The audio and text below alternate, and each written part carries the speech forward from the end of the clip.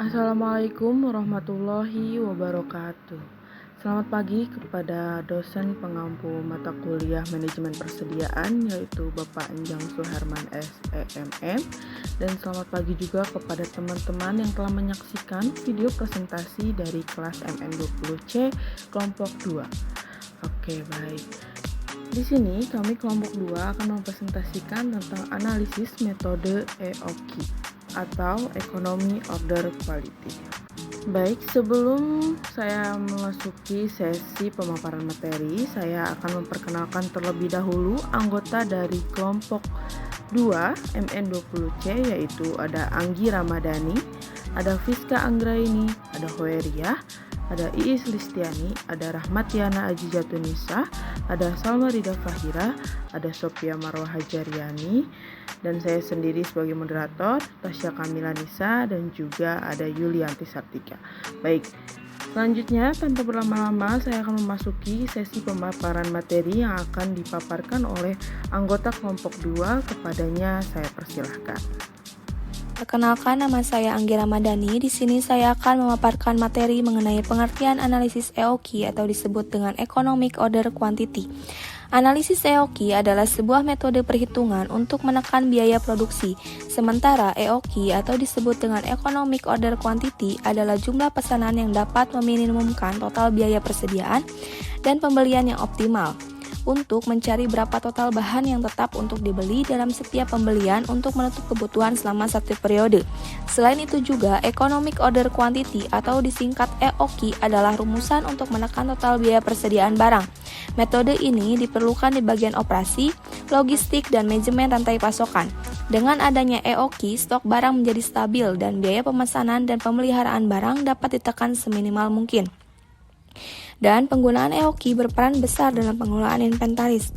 Dengan menggunakan EOQ, perhitungan pemesanan barang dan jumlah stok persediaan akan bisa terawasi dengan efisien. Dalam praktiknya, hitungan pemesanan ulang oleh buyer harus diperhatikan secara teliti agar data tetap up to date. Baik, selanjutnya di sini ada kategori biaya dalam EOQ. Nah, metode EOQ adalah suatu rumus hitungan yang mencakup beberapa faktor inventaris dan operasional. Economic Order Quality atau EOQ bertujuan untuk menekan biaya pengeluaran dari proses pemesanan dan penyimpanan semaksimal mungkin. Adapun rincian kategori biaya dalam EOQ adalah yang pertama ada biaya pemesanan. Nah, untuk memesan barang baku, biasanya dibutuhkan beberapa tahapan. Biaya pemesanan barang tidak akan berubah meskipun terdapat perubahan pada jumlah barang yang dipesan. Rincian biaya pemesanan dalam EOQ ini adalah yang pertama ada biaya pemesanan barang atau bahan baku. Yang kedua ada biaya pengiriman untuk petugas yang mengantarkan barang, biaya penerimaan barang. Yang keempat ada biaya menyelesaikan ketika barang telah sampai. Dan kedua ini ada biaya penyimpanan. Setelah barang sampai di gudang, maka biaya yang harus dikeluarkan adalah biaya penyimpanan. Adapun biaya penyimpanan meliputi yang pertama ada biaya penyewaan gudang, yang kedua ada biaya pemberian gaji pada karyawan gudang, yang ketiga ada biaya asuransi barang maupun gudang, yang keempat ada biaya operasional. Baik, perkenalkan nama saya Hoeriah dengan NIM belakang 1287. Sini saya akan menjelaskan tujuan analisis EOQ atau Economy Order Quantity. Tujuan menghitung EOQ ialah untuk mengetahui jumlah produk yang paling optimal untuk dipesan.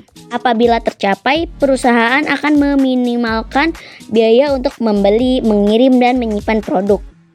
Dan untuk menentukan jumlah ekonomi setiap kali pemesanan, sehingga meminimalisasi biaya total persediaan.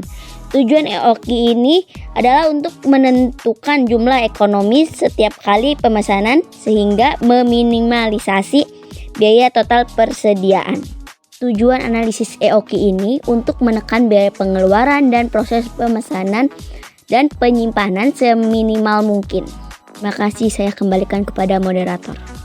Baik, saya akan menjelaskan mengenai syarat dari analisis EOQ. Yang pertama ada pembelian atau pemesanan barang. Aktivitas utama dalam prosedur pengadaan barang adalah memesan persediaan. Keputusan yang dibuat dalam langkah awal ini adalah melakukan identifikasi apa, kapan, dan berapa banyak barang yang akan dibeli. Kegiatan pemesanan atau pembelian barang dilakukan oleh bagian gudang setelah persediaan barang di gudang berada dalam batas minimum atau reorder point atau ROP. Dalam melakukan pemesanannya, bagian gudang membuat purchase order yang berisi nama barang beserta jumlah barang yang dipesan kemudian dikirim ke supplier. Pemesanan atau pembelian barang dilakukan berdasarkan metode EOQ, di mana setiap item barang yang akan dipesan ditentukan terlebih dahulu berapa permintaan selama periode tertentu dan biaya-biaya terkait dengan proses pemesanan persediaan. Kemudian perusahaan telah memiliki supplier tetap, yaitu TAM. Jadi perusahaan tidak perlu menyeleksi supplier mana yang menawarkan harga paling menguntungkan bagi perusahaan. Selain itu, perusahaan tidak perlu membuat surat penawaran harga kepada supplier karena apabila ada perubahan harga langsung diberitahukan melalui email. Yang kedua ada penggunaan barang. Pada kegiatan penggunaan barang, barang-barang yang tersedia di gudang sebagian besar digunakan untuk menunjang aktivitas sehari-hari dan sebagian lagi merupakan cadangan persediaan atau stok pengaman atau safety stock. Apabila sewaktu-waktu membutuhkan barang tersebut dalam keadaan yang sangat penting, barang yang digunakan harus langsung diinput agar tidak ada persediaan barang yang tidak sesuai dengan jumlah barang yang tersedia setelah penggunaan atau penyimpanan barang. Hal ini juga untuk mengetahui jumlah penggunaan barang dalam satu periode dan sisa persediaan di gudang. Data-data penggunaan barang tiap periodenya digunakan untuk perhitungan jumlah barang yang optimal dengan menggunakan metode EOQ. Variabel yang digunakan adalah jumlah penggunaan barang dalam suatu periode dan harga satuan barang. Yang ketiga, biaya pemesanan. Pada perusahaan ini, biaya pemesanan diketahui sebesar 35.000 per pesanan. Biaya pemesanan terdiri dari 1. Biaya pemrosesan pemesanan, biaya pengiriman barang, dan biaya pajak pembelian. Data-data mengenai biaya pemesanan digunakan untuk menghitung EOQ. Biaya pemesanan merupakan variabel yang berpengaruh pada perhitungan dengan menggunakan metode EOQ. Yang keempat, ada penerimaan barang. Barang yang diterima dari supplier dapat berbentuk peti atau karton box. Pada waktu menerima peti atau karton box tersebut, jumlah dan nomor peti atau karton box harus dicocokkan dengan shipping instruction dan surat jalan yang menyertainya. Untuk barang yang ditolak karena rusak, kurang, atau kelebihan, maka akan dibuatkan berita acara penerimaan barang yang menyatakan keadaan tersebut dan dikirimkan kepada supplier. Faktor invoice diterima bagian gudang, diperiksa, dicocokkan dengan order pembelian. Setelah semua cocok antara fisik barang dengan dokumen terkait, maka barang-barang tersebut disimpan sesuai dengan lokasi penyimpanan. Setelah itu melakukan penginputan penerimaan barang ke sistem.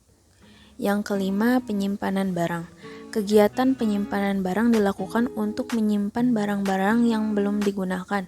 Setiap barang mempunyai nilai biaya penyimpanan untuk memelihara barang tersebut. Biaya penyimpanan adalah variabel yang mempengaruhi nilai EOQ. Pada perusahaan, biaya penyimpanan didapat dari perbandingan total harga satuan item barang dengan biaya penyusutan ditambah biaya asuransi gudang selama periode. Dari perhitungan tersebut didapatkan beberapa persentase biaya penyimpanan yang dialokasikan untuk setiap barang. Yang keenam yaitu reorder point. Agar pembelian barang dilakukan seekonomis mungkin dan tidak mengganggu kelancaran aktivitas sehari-hari, maka diperlukan waktu pemesanan kembali. Faktor yang mempengaruhi titik pemesanan kembali diantaranya lead time, waktu yang dibutuhkan sejak pengorderan sampai barang siap dijual. Semakin lama lead time, maka akan semakin besar barang yang diperlukan selama masa lead time. Pada perusahaan, lead time yang dibutuhkan untuk memesan barang hingga barang datang adalah 3 hari. Yang kedua, tingkat pemakaian barang rata-rata persatuan waktu tertentu. Yang ketiga, persediaan pengamanan atau safety stock. jumlah persediaan minimum yang harus dimiliki oleh perusahaan untuk menjaga kemungkinan keterlambatan pengiriman dan untuk mengatasi adanya fluktuasi permintaan. Sekian penjelasan dari saya kembalikan kepada moderator. Pentingnya IOQ dalam pengendalian persediaan. 1. Menekan biaya persediaan. Menyimpan barang persediaan itu juga memakan biaya, seperti misalnya sewa gudang, biaya perawatan, dan sebagainya. Biaya penyimpanan bisa naik tergantung dari bagaimana cara memesan barang, adanya produk rusak, hingga produk tak terjual yang terlalu lama disimpan. Tentu saja, hal ini bisa sangat memberatkan bagi sebuah bisnis, terutama bisnis kecil yang baru merintis usaha. Dengan menghitung nilai IOQ, perusahaan dapat menentukan berapa banyak barang yang harus dipesan dalam jangka waktu tertentu. Jadi, tidak perlu menumpuk terlalu banyak barang dan bisa mengurangi biaya penyimpanan dengan lebih mudah.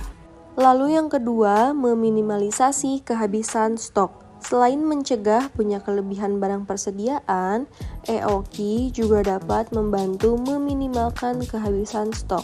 EOQ dapat membuat lebih memahami berapa banyak yang perlu dipesan ulang dan seberapa sering. Dengan menghitung berapa banyak yang dibutuhkan berdasarkan berapa banyak yang dijual dalam jangka waktu tertentu, hal tersebut dapat menghindari kehabisan stok. Tidak perlu lagi memiliki terlalu banyak persediaan di tangan terlalu lama. Hal ini juga dapat memperlancar proses restocking dengan menghasilkan layanan pelanggan yang lebih baik karena persediaan tersedia saat dibutuhkan. Dan yang ketiga, meningkatkan efisiensi. Secara keseluruhan, menghitung IOQ dapat membantu membuat keputusan yang lebih baik dalam hal menyimpan dan mengelola barang persediaan. Ini lebih baik ketimbang mengandalkan firasat ada berapa banyak yang kamu butuhkan sebagai persediaan. Menghitung IOQ adalah cara pintar untuk menghitung lebih baik berapa yang kamu butuhkan berdasarkan variabel biaya real yang harus kamu keluarkan untuk menyimpan persediaan. Lalu poin yang terakhir adalah mengurangi sampah dan pemborosan. Tidak semua jenis barang persediaan bisa disimpan lama-lama. Ada barang-barang tertentu yang mudah rusak dan akhirnya harus dibuang karena sudah tidak memiliki nilai jual. Karakteristik barang pun bukan jadi satu-satunya faktor. Tempat penyimpanan yang tak terawat pun bisa menyebabkan barang persediaan rusak, semisal atap gudang bocor atau dipenuhi rayap. Dengan memiliki persediaan secukupnya, berkat perhitungan IOQ dapat mengurangi sampah dan pemborosan. Perusahaan dapat meminimalkan jumlah produk yang terpaksa dibuang karena rusak. Selain itu, perkiraan akurat mengenai seberapa banyak barang yang dibutuhkan dan juga akan membantu bisnis kamu menghindari over-ordering dan mengikat terlalu banyak uang tunai dalam inventaris. Baik, perkenalkan saya Rahmatiana Azizatunisa. Di sini saya akan melanjutkan pemaparan materi mengenai rumus analisis EOQ. Rumus EOQ digunakan untuk menghitung economic order quantity yang merupakan jumlah optimal barang yang harus dipesan pada setiap siklus pemesanan. Rumusnya adalah EOQ sama dengan akar kuadrat dari 2 dikali R dikali S dibagi P dikali I. Selain itu, rumus frekuensi pemesanan setiap tahun adalah frekuensi pemesanan tahunan sama dengan R dibagi dengan EOQ, di mana EOQ adalah economic order quantity, R adalah jumlah barang yang dibutuhkan, S adalah biaya pemesanan, P adalah harga beli satuan barang, dan I adalah persentase biaya penyimpanan barang. Selanjutnya ada contoh perhitungan EOQ, yaitu PT Maju Jaya pada tahun yang akan datang membutuhkan bahan baku sebanyak 240.000 unit. Harga bahan baku per unitnya adalah sebesar Rp2.000. Kemudian, biaya pesan untuk setiap kali melakukan pemesanan sebesar Rp150.000, sedangkan biaya penyimpanan sebesar 25% dari nilai rata-rata persediaan. Nah, dari soal tersebut kita diminta untuk menghitung berapa jumlah pemesanan yang paling ekonomis, kemudian berapa kali pemesanan yang harus dilakukan dalam setahun, dan berapa hari sekali perusahaan melakukan pemesanan. Yang pertama, kita menghitung economic order quantity-nya atau EOQ.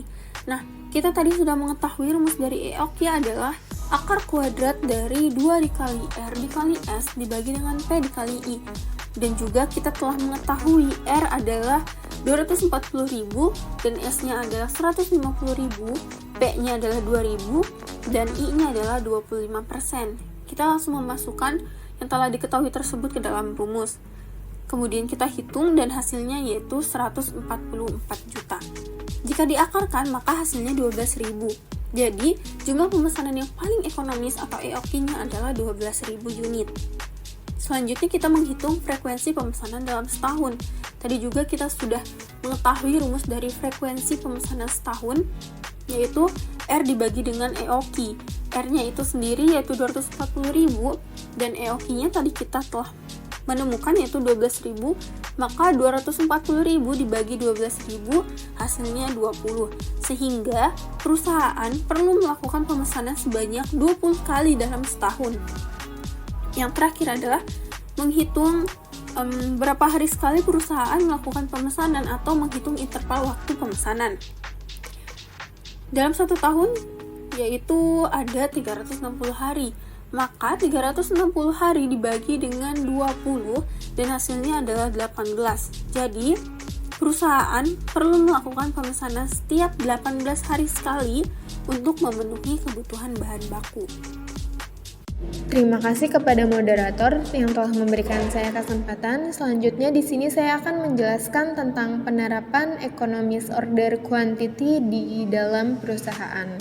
Diambil dari review jurnal yang berjudul tentang penerapan metode economist order quantity pada UD MBO Bakery di Kabupaten Jember. Berdasarkan permasalahan pada UD MBO Bakery ini, maka diperlukan adanya metode pengendalian bahan baku untuk mencapai hasil yang optimal dan meminimumkan biaya persediaan. Tujuan penggunaan metode economist order quantity atau bisa disebut juga dengan EOQ ini adalah untuk mengetahui jumlah pesanan yang optimal sehingga dapat meminimalkan biaya persediaan. Adapun menurut para ahli, yaitu menurut Heiser and Render 2015, model economist order quantity adalah teknik pengendalian persediaan yang meminimalkan total biaya pesanan dan penyimpanan. Dan selanjutnya ada hasil. Berdasarkan hasil penelitian yang telah dilakukan mengenai analisis pengendalian persediaan bahan baku dengan metode e-commerce order quantity pada UDMBO Bakery di Kabupaten Jember, maka dapat diperoleh kesimpulan sebagai berikut. Yang pertama ada jumlah pemesanan bahan baku tepung terigu optimum yang dapat dilakukan oleh UDMBO Bakery pada tahun 2022 adalah sebesar 6.069 kg dan 322 karung tiap pemesanannya dengan frekuensi pembelian sebanyak 17 kali dalam setahun atau pemesanan setiap 18 hari sekali. Baik, saya Fiska Anggraini. Di sini saya akan menyimpulkan materi yang telah disampaikan oleh rekan-rekan tadi, bahwasannya dalam manajemen persediaan bahan baku diperlukan adanya metode EOQ atau Economic Order Quantity. Agar biaya persediaan dapat menjadi lebih efektif, perlu dilakukan manajemen persediaan yang dapat membantu perusahaan dalam mengontrol kelebihan ataupun kekurangan mengenai persediaan bahan baku. Dalam hal ini, analisis EOQ merupakan sebuah metode perhitungan untuk menekan biaya produksi, di mana EOQ ini atau Economic Order Quantity adalah jumlah pesanan yang dapat meminimumkan total biaya persediaan dan pembelian yang optimal. Dalam hal ini, untuk mencari berapa total bahan yang tetap untuk dibeli dalam setiap pembelian, guna menutup kebutuhan selama satu periode. EOQ juga dapat membantu suatu perusahaan dalam mengelola persediaan secara efisien dengan membaca permintaan pasar dan menetapkan jumlah yang proporsional untuk membeli barang persediaan dan dapat menghemat biaya penyimpanan. Nah, tanpa teknik manajemen persediaan semacam ini, bisnis biasanya akan cenderung menyimpan terlalu banyak persediaan selama periode permintaan pasar sedang rendah.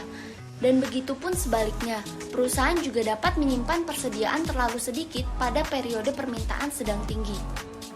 Baik, selesai sudah pemaparan materi dari kelompok 2 MN20C tentang analisis metode EOQ atau Economy Order Quality.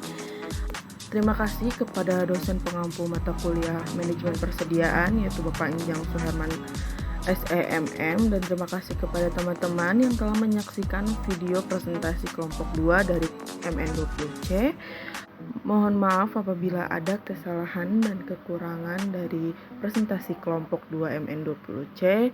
Kami pamit undur diri. Wassalamualaikum warahmatullahi wabarakatuh.